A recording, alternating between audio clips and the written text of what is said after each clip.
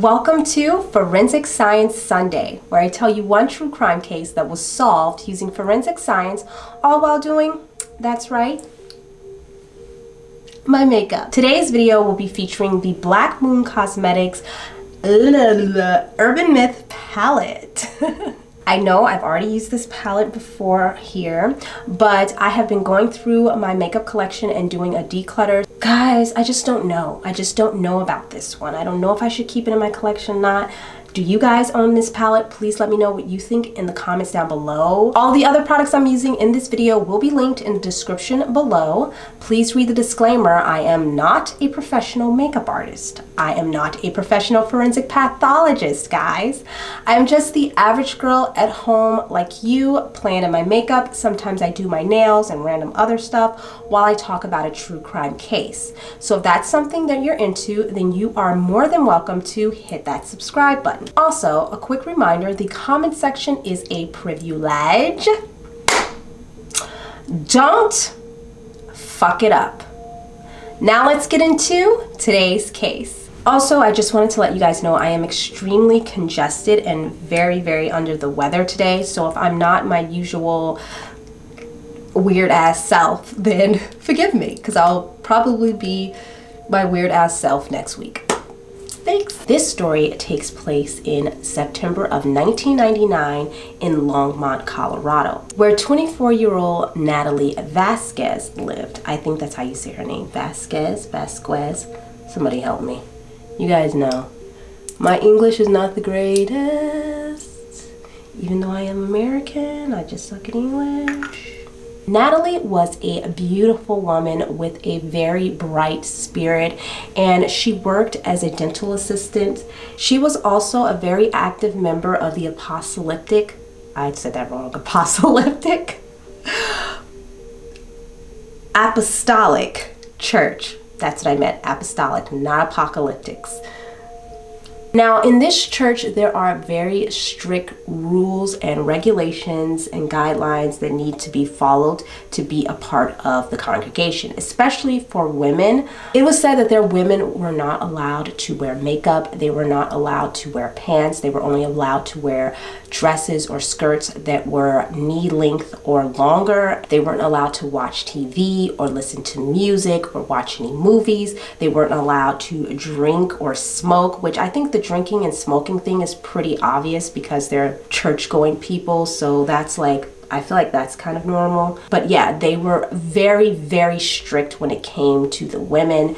They weren't allowed to do a lot of things that, you know, the average woman would do. They couldn't go to parties, nothing like that, like not even at all. They weren't even allowed to dance. They had to follow the strict commands of the elders and leaders in the church. It was a very outdated traditional way of thinking, let's just say that. I don't know if I ever told you guys this before, but I also grew up in a very strict religion, very cult-like, if you will. I don't have a religion now. I don't follow religion like that. I'm spiritual, but I don't follow religion. I don't mind anybody else who does. If you're religious, please do not take offense to what I'm saying here. I'm just telling a story, okay? But yeah, I did grow up in a similar situation. We were a Southern Baptist, Independent Baptist, and it was very cult-like. The same things. We weren't allowed to, pretty much the same things that they said. It was very culty-like, and I, to this day, I know that I grew up in a cult. Like, I grew up in a cult. So I am a little biased to these things, but I'll try my best in this video because I know that everybody is different and they think differently, and it's okay. You know, some people like being a cult. If that's what you like, then that's what you like. I don't think that every church and religion is a cult, but I do feel like, you know, there are certain things that make a cult. You just know. You know, you look it up on Google. I don't know why I just blabbered all of that to you guys. The point was, we had the same rules. We were independent Baptists, which means we weren't run by like it was like separate church and state. And you know, they kind of just made up their own rules, and they literally were rules like this. We weren't allowed to wear nail polish.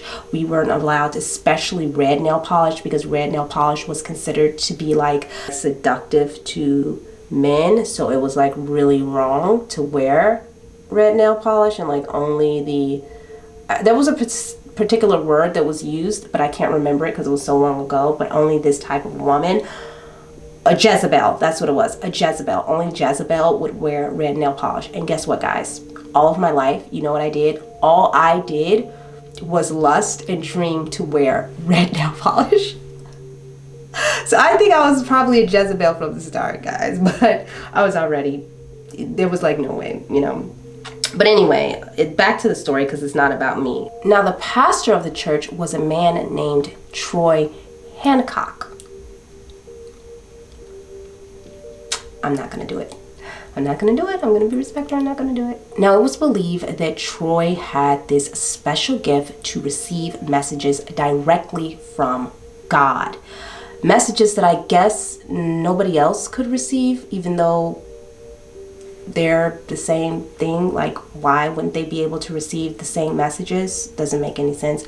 And he was looked at as some sort of prophet from God, kind of like Moses. I don't know what these people were thinking. I don't know if they were thinking he was going up into the mountains getting the 10 commandments from Christ, or what they were thinking, but they were pretty much viewing him in this way.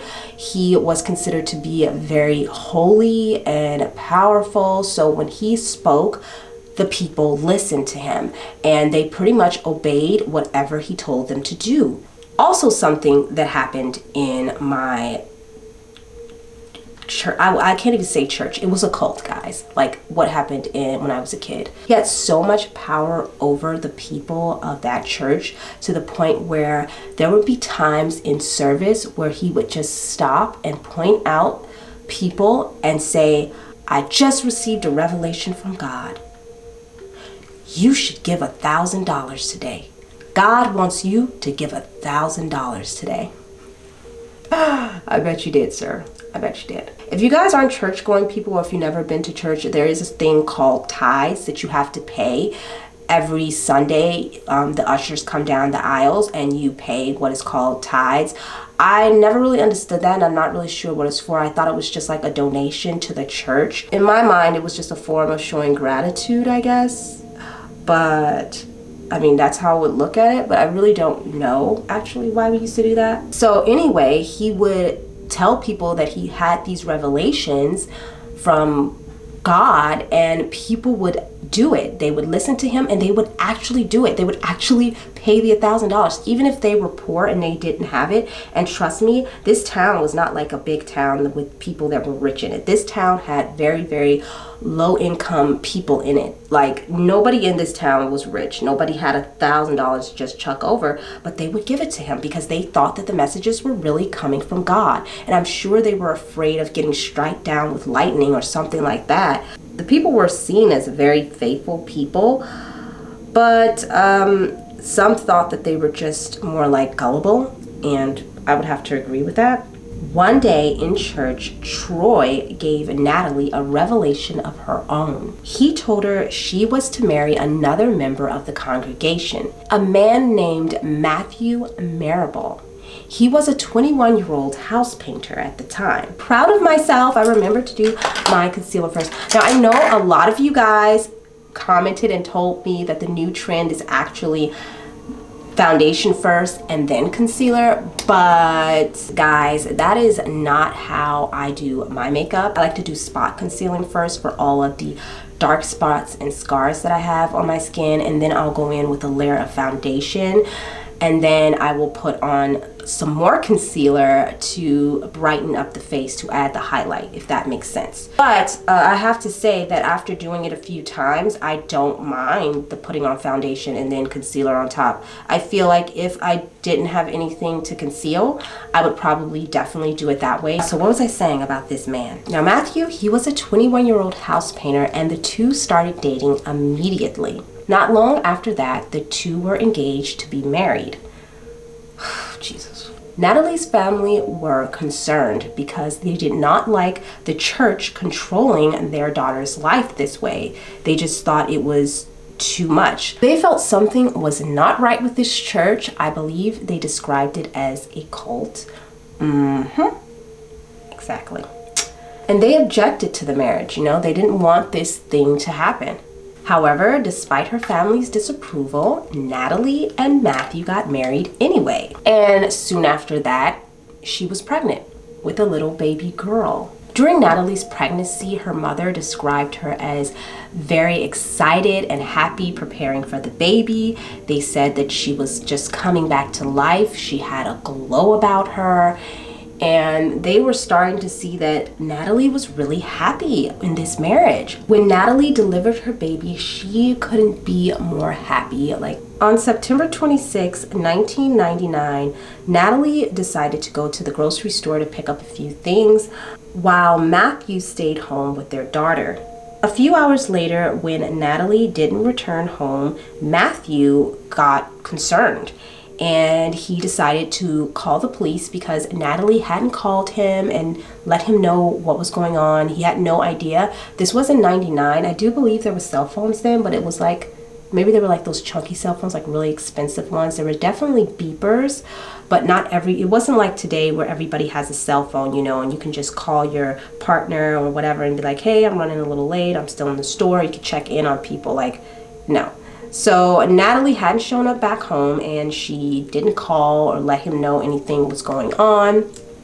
So he was worried and he called the police to report her missing. He just said, you know, my wife went out to the grocery store a couple of hours ago. She was supposed to return home, but now it's super late. I haven't heard anything from her, and she would definitely let me know if something had happened or if she was going somewhere else or if she ran into someone. Like, she would let me know, like, this is so weird. Can you please look for her? Like, I just know something is wrong. And he sounded really, really upset. So the next day, the police did go to the grocery store. Now, keep in mind, I know there's no 24-hour rule thing to report a missing person. I know that, you guys. But back then, the police were encouraging people to wait 24 to 48 hours to make a missing persons report, just in case, especially if it was an adult involved, just in case, you know, they weren't really missing. They were just busy or something. I don't know. Police did start their investigation, and the next day they went to the grocery store and they found Natalie's car parked in the grocery store parking lot. Investigators searched the area looking for Natalie, but they found no trace of her. So they went back to the store and they got a copy of that security camera footage from the grocery store, and they found that Natalie was nowhere on the tape. In fact, she hadn't been to the grocery store at all that day. If she hadn't gone to the grocery store, where in the F was Natalie? Her friends and family was so upset because everyone knew that this was just not like her. She was a very responsible woman, especially with her daughter and in her marriage. This was not like something she would do. You know, this is a church-going woman, a God-fearing woman. She's not just going to just run off, leave her child, and disappear from her husband. Or was she? We'll find out. Then a few hours later, police got a call from a group of hikers in the mountains. They say that they were hiking in the mountains about 20 miles away from where Natalie lived, and they found a body. And it was in fact Natalie's body. There's actually pretty explicit photos and footage if you guys want to see it. Some things just really bother me, some crime scenes, and I just can't. So I'm not encouraging anyone to go and watch that stuff, but if it's something that you're into and you're okay with this and like you're not sensitive to stuff like that, then you can go check it out. Actually, Forensic Files, they show pictures, actual pictures and video footage of the crime scene, which I'm like, excuse me, how is YouTube allowing that? And yeah, so if you just curious and you want to see the video and footage and photos from the crime scene, then you can go check that out. I'm not gonna put that in my videos. Now, when they found Natalie, they say that it was such a gruesome scene. There was blood everywhere. It appeared she had been beaten, and they did find a large stick of wood near her body. So they believe that this was what the perpetrator used to murder Natalie. Now, they Initially, they ruled her death a homicide just because of, you know, obviously the forensic evidence. They found that her head had been cut off. That's right. She had been decapitated. Although she had been decapitated, the coroner did find her cause of death to be asphyxiation by strangulation. So before she was decapitated, she had been strangled. So police immediately began their search of the crime scene. They began looking all over the place for the murder weapon, for the tool that actually, well, not the murder weapon, but the obviously the murder weapon was probably their hands, but they were looking for the tool that the person used, the perpetrator used to decapitate her. And like some sort of knife, you know, you would think would be in the area. Well, they looked all up and down the Rocky Mountains. They even brought in scuba divers to go into the large bodies of water over there, and they found nothing, you guys. They found absolutely nothing. They became a little bit skeptical about the crime scene itself. They start to question if the crime scene was where the murder actually had taken place, because there was a huge lack of blood evidence there. Although she had been decapitated, there wasn't much blood, at least not as much blood as you would get from a person that had, you know, obviously been decapitated. There would be blood splatter everywhere, and there just wasn't enough blood in the area where they found her body to suggest that she had been murdered there in that area. So they started to speculate that probably she was murdered somewhere else and then brought back to this area. Now, the canyon where her body was found in was called Left Hand Canyon. I don't know why, but okay. Left Hand Canyon was actually known to have other killings done there before. There had been other victims that were found in this canyon that they believed was possibly done by a serial killer. According to reporters and media in that town, they referred to that canyon as Left Hand Crime Canyon.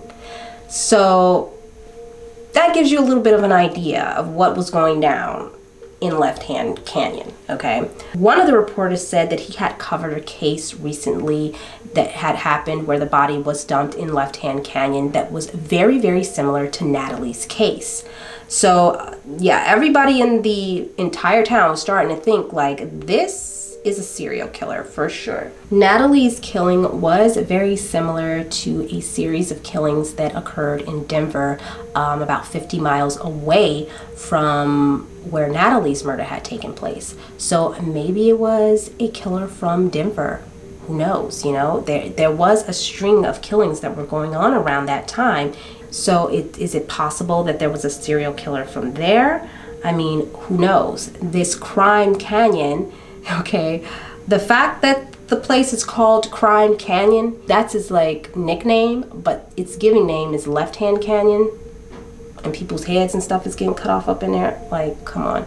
I'm sorry, and it's just too much for me. It's too much. Now, the murders that were going on in Denver, they were all people that were homeless, and they too were all decapitated. So it did match the MO of Natalie's murder. But this is a very different lifestyle than the one that Natalie was living. I mean, she was a dental assistant who was a part of a church. She was a mother and a wife. This was not really matching the description of the other victims. Police continued their investigation and they started to look into Matthew, because you know that's a part of the routine.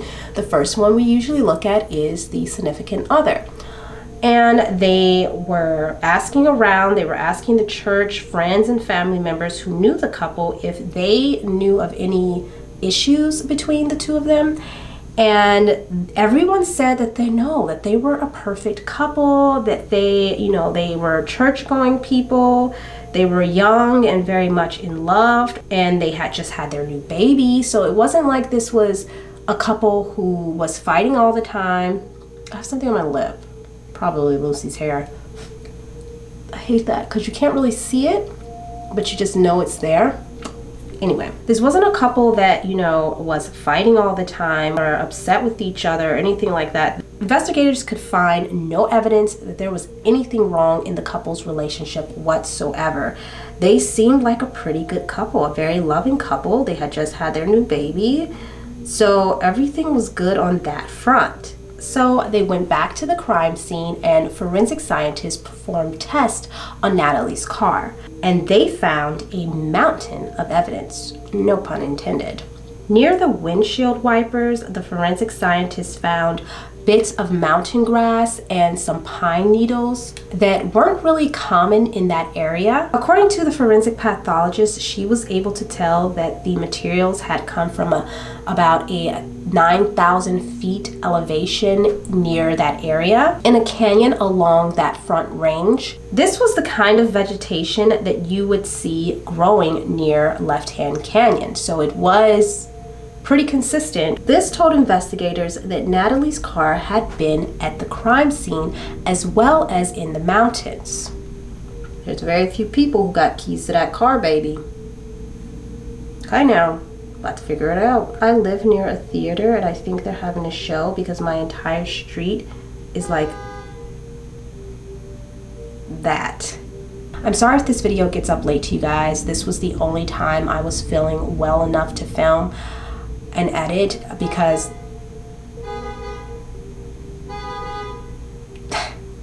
okay, so back to the story.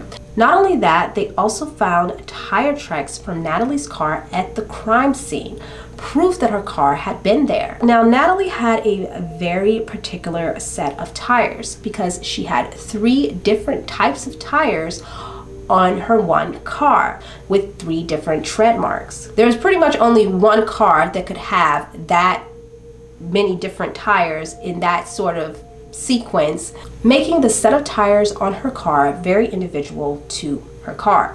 So the forensic scientists did take the tread mark impressions from the crime scene and they compared it to Natalie's tires, and that's how they were able to come to the conclusion that it was in fact Natalie's car. And I mean, I think that's very specific to her car. The fact that she had 3 different types of tires on the car in the first place would make it pretty spot on that it's whether it's her car or not. Forensic investigators also found a huge scratch mark on the right side of Natalie's car.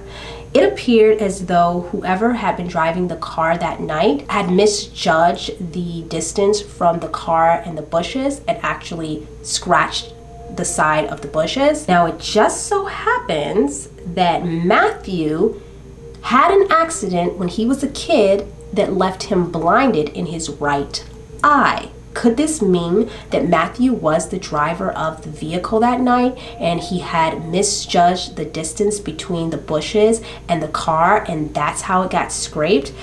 It would make a lot of sense. Now, Matthew did wear glasses and you couldn't really tell that there was something wrong, but he was indeed blind in his right eye. Any kind of blindness, you shouldn't be driving. Just stop driving. I'm not blind and I don't even drive. I don't like to drive because it brings me so much anxiety. Can we all just walk or have bicycles or planes or automatic cars? Do we have to drive? I don't know, it just makes me so nervous. At this point, investigators became very suspicious about Matthew and they decided to dig a little deeper. And they pulled his phone records because they wanted to see if they could find any evidence on his phone records. And they found something. Matthew was spending hours on the phone with his brother's wife, Lisa. Okay, Lisa. We see you. We do. And there was a phone call that was recorded between the two of them shortly after Natalie's murder. In this phone call is very, very steamy, you guys. Very, very steamy, okay? They were pretty much having phone sex, okay? And listen, we all adults here, all right? So I'm not shaming anything like that, but they were saying what they wanted to do to each other. And I'm not going to say it in here word for word. If I can find the clip, then I will put it in. So they were having their phone sex or whatever. And it's just, I mean, the audacity, the fucking audacity, just days after your wife has passed away. And you just had a baby. together. Now, according to one of Lisa's neighbors, they said that they would oftentimes see Matthew coming and visiting Lisa. They told investigators that Matthew would visit Lisa frequently, even before his wife had died. They said that they would oftentimes see Matthew's brother, Marcus, leaving for work, and maybe like 5 or 10 minutes later, they would see Matthew peeking around the corner and looking into the apartment, and then he would go inside of his brother's apartment to basically sleep with his wife. They also told investigators that they would hear sex sounds coming from the apartment. So they knew what was going on, and they were like, yeah, he had been having this extramarital affair with his brother's wife for some time. Boy, child. I know you better be up in church praying. You better be paying your tithes this weekend. I see why y'all paying those high tithes. Wow, I can't with this man, you guys. Not only that, you guys, police discovered photos that was sent to Matthew from Lisa of her in like lingerie and posing very sexual, you know, like doing her little poses and stuff like that after his wife had died. All I'm gonna say is, listen, if you're gonna do that, don't do that. Don't do that. Okay? Don't do that. But if you're gonna do that, be better at it. Like, really, like, don't be respectful, although you can't really be respectful because you're sleeping with her. But like, try to find some respect in it. I understand you wanting to offer him comfort, Lisa, but this is a little bit too much comfort, okay? His wife just was murdered, girl. Like, what's going on in your mind that thinks like, okay, his wife was just murdered, her head was decapitated from her body, and she was found in the fucking forest. Let me send him some seductive, nude, sexy lingerie photos of myself so he can come and decapitate my ass. Like, and even if you didn't think it was him, if you're like, okay, he didn't do it, somebody else, but just the idea, aren't you like creeped out? Like, I would be creeped out. Kind of wondering what's going through this woman's head. Like, why are you not a little bit creeped out about what happened to his wife, and why are you not like being somewhat respectful, especially these people, because they are in the congregation, they're in the church. You would think that they would have a little bit more respect since they're church-going, God-fearing people, right? Wrong. I digress. Now, in response to these photos that Lisa sent him, he sends her a letter back.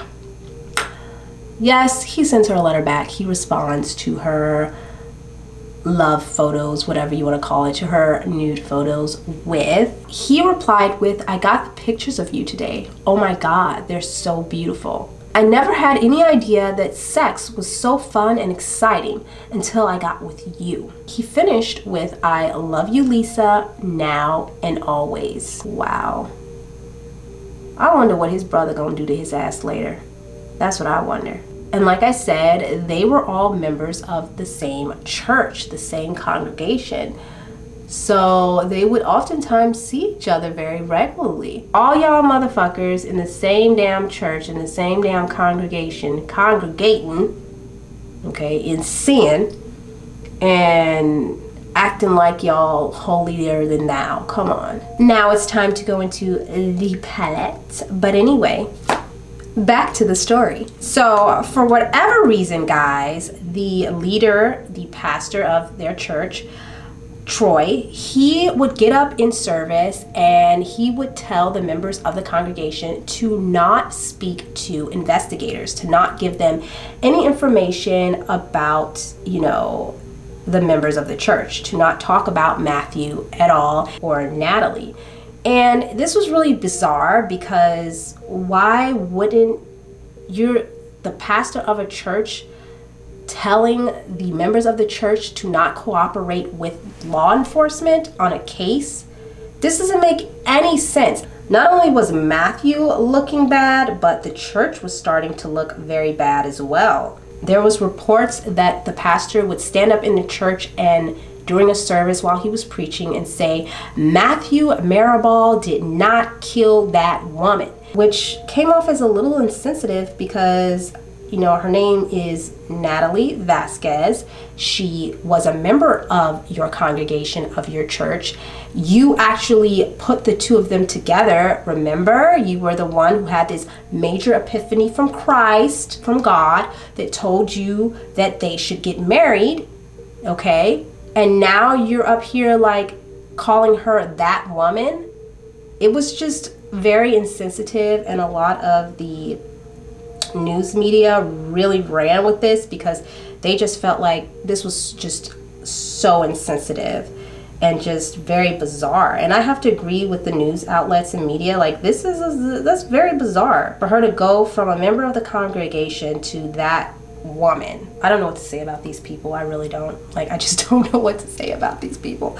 I'm telling you guys, I try not to be biased because I have my own issues with religion and with this type of stuff because of what I've been through in my personal life in the past. Yeah, I'm just trying to stay neutral because honestly, like, I have my own issues with this and I don't want to like put in my, you know, issues and what my experiences with churches and things like this and with my family into something like this because, yeah. Ooh, I like this color. It's really cute. I actually really like this. It's kind of the color of my shirt. I mean, in the pan, it doesn't look like that, but it kind of comes off as that. I like it. Now, according to the sheriff that was working the case, he said that he went to the pastor's home to talk with him, to question him. And Troy, the pastor, wouldn't speak about the case whatsoever. He wouldn't give them any information. And so the sheriff asked him, you are, you know, a member of the faith. You believe in the Old Testament, right? Just a side note, but by the way, the cult that I was in also, we followed the Old Testament and believed in the Old Testament. So this is like kind of a theme I'm seeing. But anyway, he was just like, you believe in the Old Testament, right? And he was like, yeah. And he was like, do you believe in the 10 Commandments? And he was like, yeah. And he's like, do you follow them? And according to this sheriff, Troy instantly slammed the door in his face, which is not really funny, but that says a lot about him right there. He just follows himself and makes shit up, like, honestly. Police decided to question Matthew a second time, and when they questioned him, he told them that he had an alibi for that night. He was at home with his daughter, Michaela. They also questioned his brother, Marcus, as well as Lisa, and they said the same thing, that they were at home that night when everything happened, and they actually had gone to bed early. So at this point, the investigators knew that Natalie's car had been driven to the crime scene. They just wasn't sure who had driven the car there. Was it Matthew? Was it Lisa? Was it his brother Marcus? Like, nope. Who was it? Was it this church pastor? Forensic scientists ran further tests on Natalie's car. You guys, they found a pair of bloody gloves in between the seat cushions in Natalie's car, and these gloves, they were actually manufactured by the Longmont company, and DNA testing confirmed that the blood on the gloves was that in fact Natalie's. They were trying to find out who the gloves belonged to because Natalie, she was a dental assistant. She and a mom. She was not wearing heavy duty gloves like this. These were the type of gloves that, you know, workmen would wear. Maybe you would wear it in an electrical company or something like that. It just didn't make sense. She would not have had a pair of gloves like this. So police went to Matthew's job and they actually was snooping around, you know, searching the entire place, and they found a Walmart bag, and inside of this plastic Walmart bag they found a label for the Longmont handyman gloves, the same gloves that they found inside of Natalie's vehicle. Okay, things are adding up, sir. They're starting to add up. Okay. Forensic scientists used super glue filming to find the fingerprints on the plastic bag. Super glue is a substance that when it is heated up, it actually turns into a gas. This gas is attracted to the oils and sweat on the palms of your hands. It then crystallizes into a white film or white substance that produces a outline of a fingerprint. So that's basically how super glue filming works. I don't know if I explained this before or if that's clear to you guys, but yeah, that's my best recollection of super glue filming. So when the forensic scientists did this test, it revealed the killer's fingerprint. This fingerprint matched none other than, you guys already guessed it, Matthew Mirabal. He was in fact the one who had purchased those handyman gloves from the Walmart.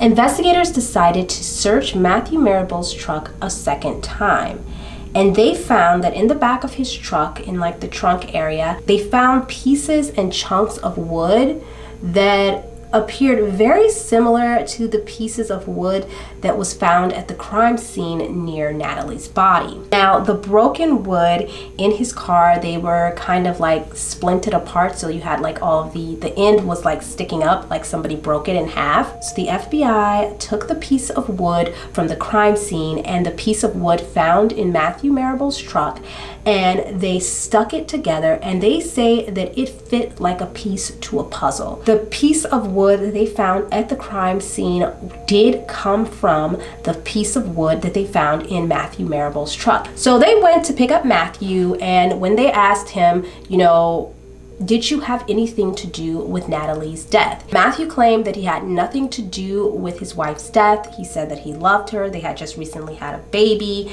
and there was no reason for him to want her dead. But while he was talking with police, the investigators noticed that he was kind of fiddling with his hand. He was like scratching at his left hand. And so they asked him like, hey, you know, what's going on there? What's going on with that? And he said, oh, you know what? Actually, I cut myself at work the other day. I'm a painter, you know, I work on houses and things. So I have a lot of tools and I have a lot of knives, and I flip them in and out sometimes really quickly when I'm going to get my tools, and I accidentally sliced myself.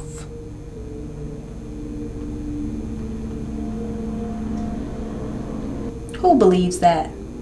Nobody, sir. Nobody. So the investigators was like, let me take a look at that, because, you know, they wanted to take pictures. They wanted to see. So they took pictures of Matthew's hand, and it just so happened that the bloody gloves that they found in Natalie's car, that they now knew was purchased by Matthew from that Walmart because his fingerprints were on the bag, that on the left glove, there was a cut in the same area as Matthew had on his left hand. It was a cut on the palm of his hand that was right between his thumb and index finger or pointer finger, whatever this is. Guys, I don't know anything. I don't know anything. I don't know fingers. I don't know words. I don't know anything, okay? But basically, it was the same. It was a cut in the same area as the glove had been torn. Sir. It's beginning to look a lot like jail time everywhere you go. DNA testing revealed that the blood on the outside of the glove was Natalie's, but the blood on the inside of the left-hand glove was Matthew's. Now, police did find more incriminating evidence inside of Matthew's apartment home that he shared with Natalie. They found a life insurance policy for $250,000 that was actually due to expire 3 days after Natalie's death. Upon speaking with the life insurance policy company, they told investigators that Matthew had originally tried to purchase $1 million policy for like, okay, bro, this dude is a house painter in a small town, trying to purchase $1 million life insurance policy on his dental assistant wife. Yeah, that doesn't look odd at all, sir. The life insurance company said no, because you only make $19,000 a year, okay? They thought that it was very bizarre, and just, they told him that they could only do about $250,000. They were not about to give him no $1 million fucking dollars. Sorry, excuse my language. They weren't about to give him that kind of money. And he was like, okay, I'll take that. You know, basically he took what he could get. This, along with the forensic evidence, was enough for investigators to go and arrest Matthew for first-degree murder. Oh my fucking God. I'm sorry. Girl, I'm putting down the brush. This is so... Ooh. You know what? Today, I feel like a professional. And this is probably the day you guys are all going to tell me that my look was shit. But I don't care because I actually feel like a professional. Like, girl. Shut your mouth talking about I can't do makeup. Nobody ever said that. Just me about myself. Okay, so prosecutors believe that the motive for Natalie's murder was money. They believe that Matthew wanted to get the life insurance policy money so that he can go and run away with his brother's wife and start a new life with her. I just don't know how he was going to do that with, you know, with everything with his brother. Like, did he just not think that his brother was going to know? Like, I'm trying to figure out, what did the brother think about this? Like, I just wonder. Prosecutors theorize that on the night of the murder, Matthew lured Natalie out of the house. He probably told her something like he needed to go pick up his check from work because he hadn't done that. Now, while investigators were searching, they did find the baby's diaper bag inside of Natalie's car. So they believed he lured Natalie out of their home and took their daughter with them to go pick up his check, supposedly, which basically meant that she was most likely in the car when he was murdering her mother. Complete insanity to me, how people have the audacity and the balls. You guys, if you've never tried this before, you have to. Get you some of this NYX glitter glue. I've had this for forever, but I only use it with my glitters. It is amazing with shimmers as well. Like, you must. You will never do it any other way again. Thank you, Batty Bean. I think that's her name here on YouTube, who recommended that, and I love it. So they believe he did probably, in fact, drive over to his job, over to his work, with the two of them in the car. He went inside and, you know, acting like he's picking up his check. Maybe he actually did, who knows.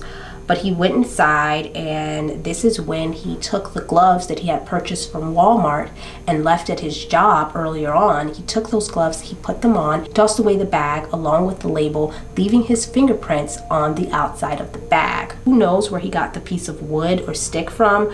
Maybe he had it at work from, you know, because he was a painter, so he worked on houses. They believe that he went back to the car and somehow managed to get Natalie out of the car. That is when he hit her with the big piece of wood that he had, but the wood broke in half and she still wasn't dead. She was still alive, basically. So he tossed, you know, the wood to the side and started to strangle her to death. Now, mind you, all of this is going on while their daughter is in the back seat of the car, because we know that the daughter was there because they obviously would not leave the baby alone at home by herself, and the diaper bag was in the car. Don't look at me like that. I'm gonna get you dinner in a second. Yeah, come on. Wanna say hi? Lucy, say hi. She's ready for her dinner. Okay, let me hurry this up so I can get this girl her dinner, because she about to get on my nerves. She about to bother me until I get this dinner, girl. Anyway, back to the story. So they believe that once he had strangled her, he loaded her into the car, he picked up the pieces of wood, tossed them in the back of the car, in the trunk. He then drove 20 miles into the mountains where he decapitated her and left her body there. No idea if her head was ever found, but and he did all of this with his daughter, with their daughter, in the back seat of the car. In some way, I mean, she was a kid, she was a baby, so maybe she probably doesn't remember, but I mean, in some way she was there and somewhat was a witness to her father murdering her mother. Like, how horrific. He drove the car 20 miles into the mountains, scratching the left side, or was it the right side? The right side of the vehicle along the way, because He obviously was partially blind, so he couldn't see. And there was the tire tracks left behind from Natalie's car that was proof that Matthew did in fact drive her car there and murder her. You guys are probably wondering the same thing I'm wondering, which is, if he already killed her, why did he need to decapitate her? Like, it just doesn't make sense. The prosecution believed that Matthew decapitated her so that it would look like the other murders that were going on around in that state. And he wanted to look like it was some serial killer or something like that. But in trying to cover his tracks, he actually ended up leaving evidence behind by cutting his left thumb inside of the glove. That told police that he was in fact there at the scene of the crime. In this attempt to cover his tracks, he ended up cutting himself and leaving blood evidence behind that suggested he was the one who had dismembered her. Now, Matthew had thought he threw all the pieces of wood away, but actually he hadn't. He forgot one piece, which was found by her body at the scene of the crime. He also left his fingerprints behind, proof that he was the killer. It was evident that Matthew did not think clearly through with this plan, because he left the bloody gloves in the car in between the seat cushions. He left the diaper bag behind in the backseat of a car, insinuating that his daughter had been in the car with him. And how could that be if his daughter was at home with him while Natalie was out at the grocery store? Matthew thought he was smart, but he wasn't smart enough to beat the forensic evidence. Now, police say that they had that photo of the baby bag in the backseat of the car for months before they actually realized that he had taken the baby along with him when he did the murder. What in the actual fuck? So guys, here's another bombshell kicker.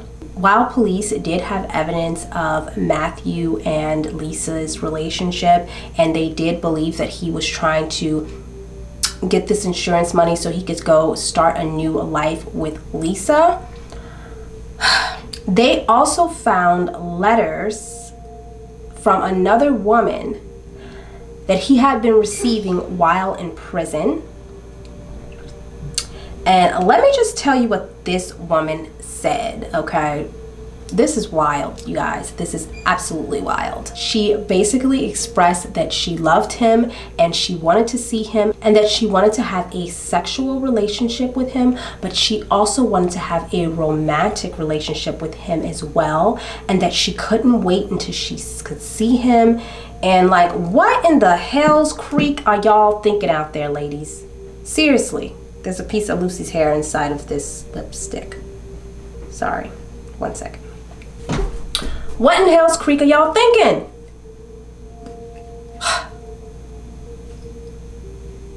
Is it that hard to find a decent person? That you have to talk to people in prison? Why? I never understand that. I'm not trying to judge, but no, I'm definitely judging that. That's like weird. Like, no, absolutely not. I'm sorry. You guys can hate me if I'm not woke enough, whatever. I'm definitely not talking to nobody in no damn prison. And I am judging y'all. I'm judging you. Unless the person is innocent and you know they're innocent, or they're in prison for like, I don't know, some drug thing and it's not like killing nobody, then okay. But other than that, girl, I'm definitely judging you. Definitely, like without a doubt. And you can go ahead and chew me out in the comment section. I don't really fucking care. Actually, no, don't say shit in the comment section. This is my channel.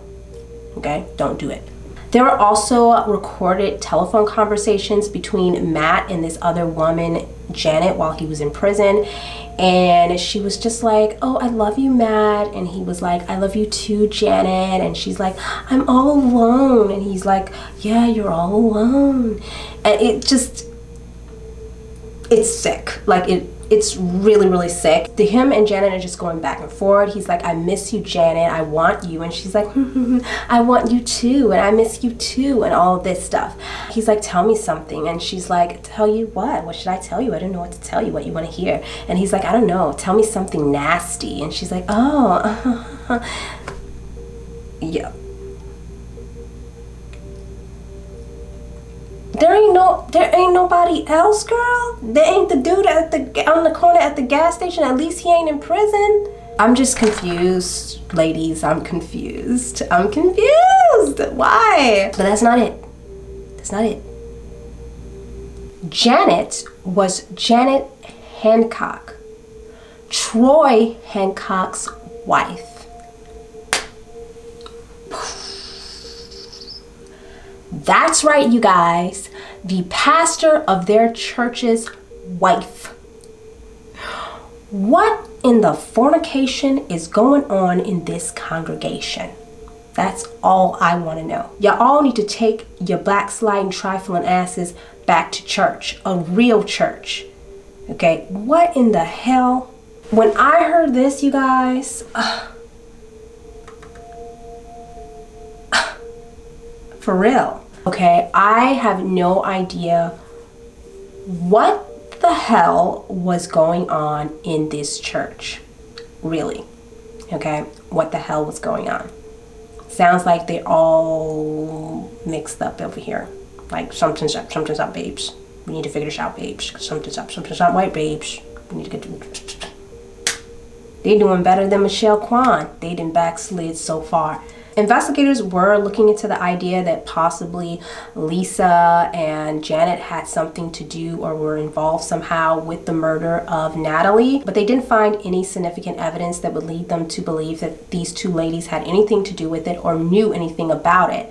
So they didn't go after them. Thanks to forensic science and some good police work, Matthew Maryball was convicted of first-degree murder and sentenced to life in prison. Matthew's brother Marcus and his sister-in-law that he was having the affair with, Lisa, they actually ended up getting a divorce. Janet Hancock and Troy Hancock also got a divorce. The entire church just ended up falling apart. The Longmont I keep wanting to say apocalyptics. The Longmont apostolic church is no longer in operation. They kind of went out of business, I guess, and got destroyed. Natalie and Matthew's daughter, Michaela, is currently living with her grandparents. Her grandparents say that she does know that her father murdered her mother. She doesn't know the details of it. She doesn't know how it happened. And they haven't revealed that to her yet, but one day when she's old enough, they will let her know what happened. But she was there, so probably, I hope not, but she might have some sort of memory of it. I hope not. I hope not. What did you guys think about this case and my makeup look? Please let me know in the comments down below. Also, let me know what you think about this palette. Do you own it? Should I keep it in my collection or should I declutter it? I'm not sure. Let me know in the comments down below. I'm kind of leaning towards keeping it just for this shade, Mothman. I am obsessed with it. I don't have anything like this shade in my collection, so I might just keep it for that. The foil shadows are like so stunning. I've already created a look using this palette before, so if you guys want to check that out, I'll leave it up somewhere around. I'll link it somewhere for you guys to check out if you want to see that second look and decide whether or not I should keep this palette. If you like videos like these, I will leave it linked on the screen right here or right here. Like, comment, subscribe, and share. Please share because it really helps me out. And I'll see you guys next week with another Forensic Friday, Saturday, or Sunday episode. Bye, guys.